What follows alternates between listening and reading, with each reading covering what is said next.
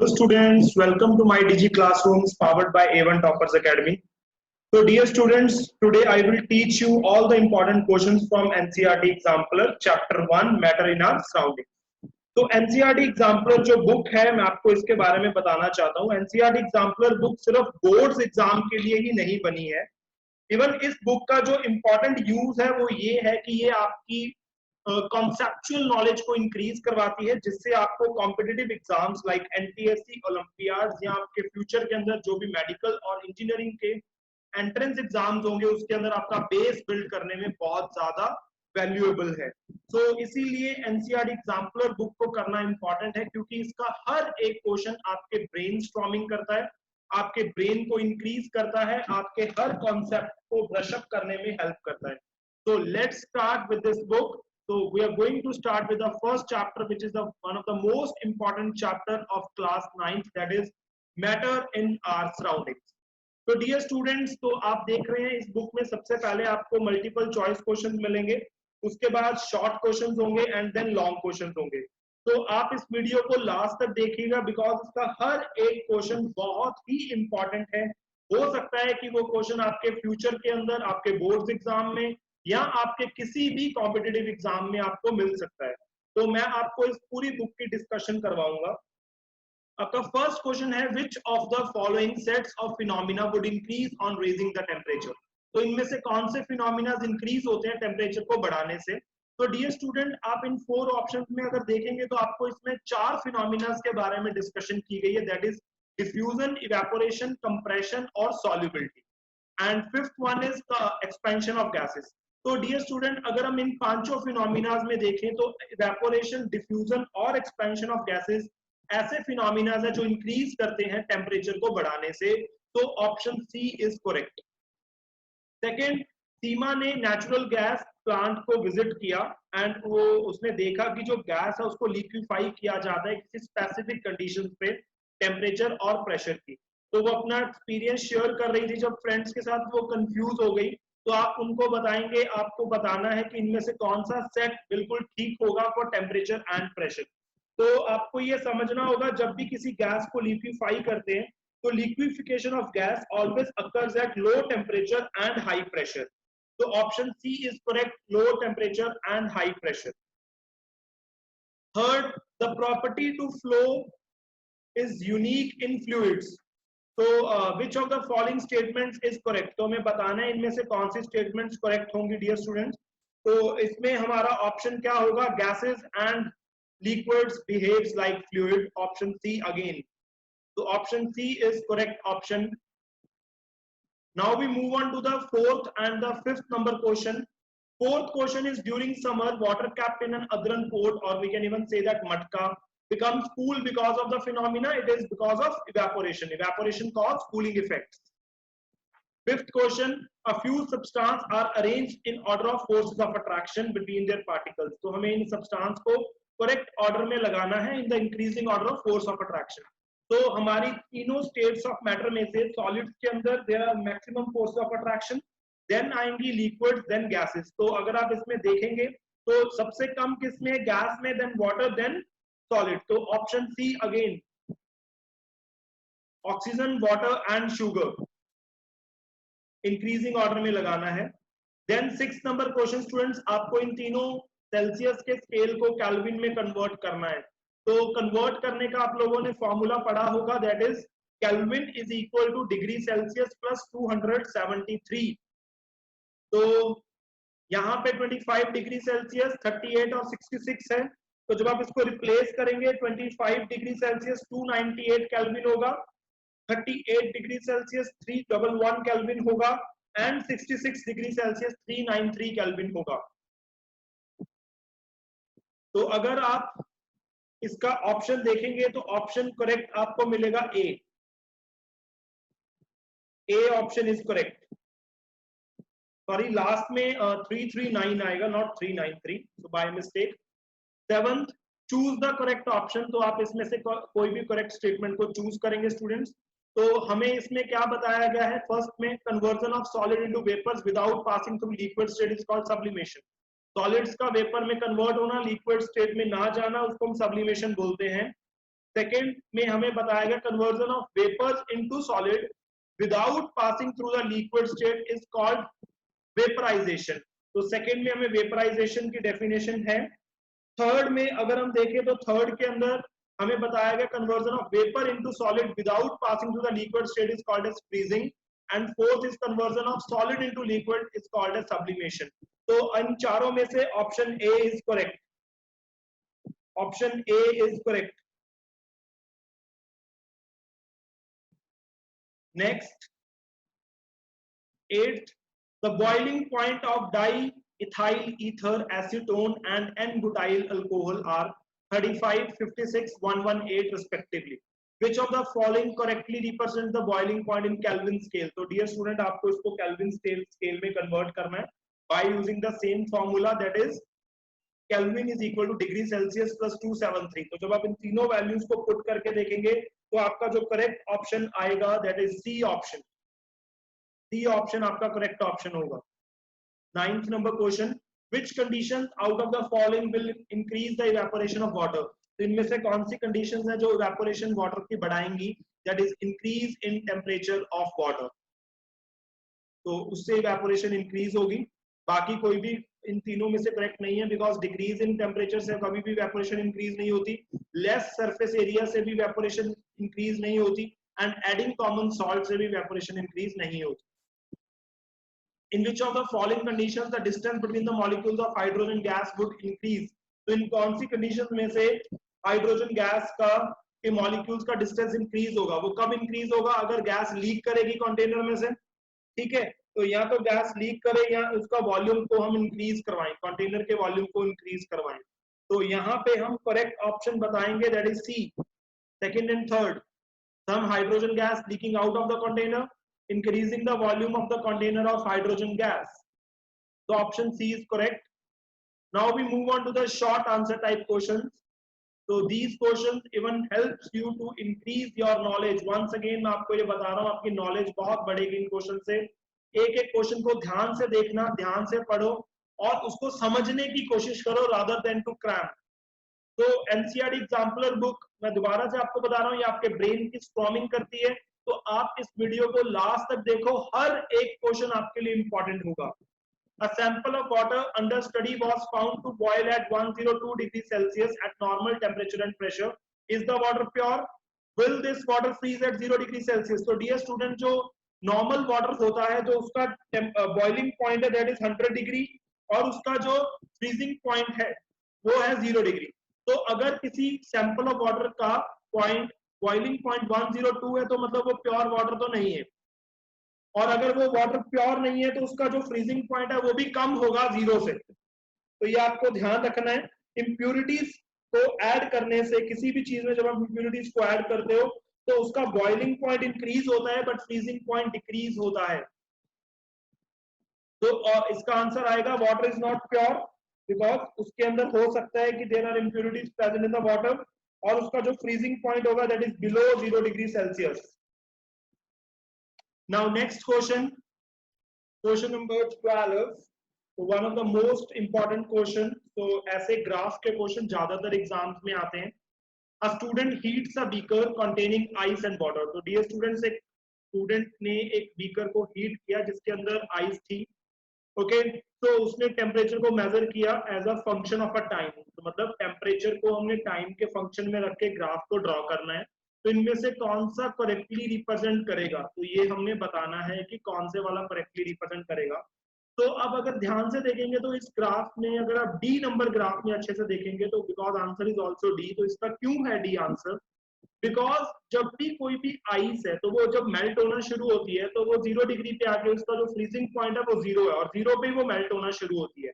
तो कुछ देर के लिए उसका टेम्परेचर 0 रहेगा जैसे ही आप उसको हीट कर रहे हो, बिकॉज उसके अंदर कुछ हीट की energy as a latent heat की फॉर्म में स्टोर हो रही है, इसीलिए कुछ टाइम के लिए रेड कलर की लाइन 0 डिग्री पे है। तो जैसे ही पूरा आइस जो है वो मेल्ट हो चुकी होगी देन उसका टेम्परेचर राइज करना शुरू होगा और वो 100 डिग्री तक जाएगा बॉइलिंग होने की स्टेज तक। तो option D is correct. A B C क्यों नहीं करेक्ट है? बिकॉज ए में बताया गया जैसे ही आप टेम्परेचर बढ़ा रहे हो 0 से डायरेक्टली वो 100 हो जाएगा, बट कुछ देर के लिए जो हीट है वो एब्जॉर्ब करेगा in the form of hidden heat, that is called as latent heat. तो option D is correct. Next is fill in the blanks. Evaporation of a liquid at room temperature leads to cooling effects. B is at room temperature the force of attraction between the particles of solid substance are stronger than that of gaseous state. C is the arrangement of particles is less ordered in the dash state. It is gaseous state. However, it is no order in the gaseous state. Dash is the change of gaseous state directly to solid state through the dash state, sublimation, and through the liquid state. The evaporation, answer of fifth is evaporation. The phenomenon of change of liquid into gaseous state at any temperature below its boiling point is called evaporation. So option E जो है उसका answer is evaporation. Now next 14th and 15th is a matching type questions. So you have to match it. So dear student, pressure के units होते हैं pascal. So A का आएगा 3 के साथ. Temperature का Kelvin. Density का क्या होगा? Density का it is kilogram per cubic meter. Because density is equal to mass upon volume. Mass का क्या होगा? Mass का kilogram, that is second, and volume का cubic meter first. तो pressure का pascal, first का third, second का fourth, third का fifth, fourth का second, and fifth का first. 15th number question. The non-SI and SI units of physical quantities are given in A and B column. We have to match it. Degree Celsius. तो degree Celsius को आप किससे match करेंगे? Degree Celsius is Kelvin, centimetre, metre. तो non SI and SI unit को match करना है. Gram per centimetre cube, it is for density, और इसका आएगा किलोग्राम पर मीटर क्यूब. बार उसका पास्कल के साथ आएगा because both bar and Pascals are the unit of pressure. Milligram का आएगा किलोग्राम से. Okay, next 16th number question, again important question. Osmosis is a special kind of diffusion comment. So osmosis कैसे diffusion की special kind है? तो हम क्या बताएंगे? Yes, it is true because in the both phenomena the movement of particles is from a region of high concentration to the region of low concentration. However, in the osmosis the movement of solvent is through a semi-permeable membrane which is permeable only to water molecules. तो दोनों phenomena में particles higher से lower में जाते हैं. तो but osmosis के अंदर जो भी मूवमेंट होती है सॉल्वेंट्स की वो सेमी परमिएबल मेम्ब्रेन से होती है. तो इसीलिए ऑस्मोसिक डिफ्यूजन की एक स्पेशल टाइप है. 17th में आपको बताना है कि कौन सा ऑस्मोसिस है, कौन सा डिफ्यूजन है. Swelling up of a resin on keeping in water. तो osmosis. Spreading of virus on sneezing, that is diffusion. Earthworm dying on coming in contact with common salt, osmosis. Shrinking of grapes when kept in thick sugar syrup, osmosis. Preserving pickles in salt, osmosis. Spreading of smell, preserving pickles in salt, it's osmosis. And spreading of smell of cake being baked throughout the house, it's diffusion. Aquatic animals use oxygen dissolved in the water